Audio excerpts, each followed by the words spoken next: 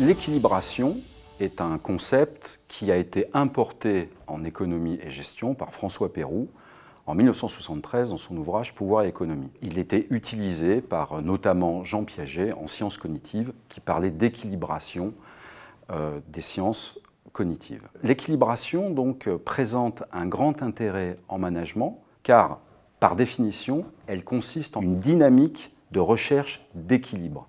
Équilibre entre quoi?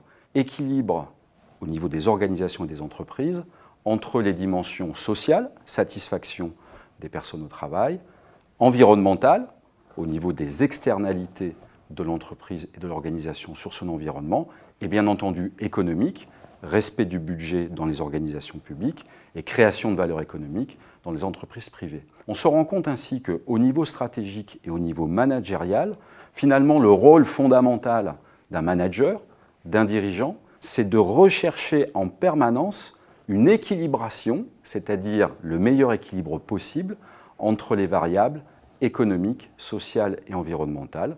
Au fond, c'est ce qu'on appelle la RSE. Donc l'équilibration devient, avec l'évolution de l'importance de la RSE en sciences de gestion et en management, l'équilibration devient en quelque sorte le principe fondamental de recherche d'équilibration de la RSE. Le problème, c'est que l'équilibration n'est pas naturelle dans les entreprises et les organisations. Elle demande à être construite périodiquement et régulièrement. Comment?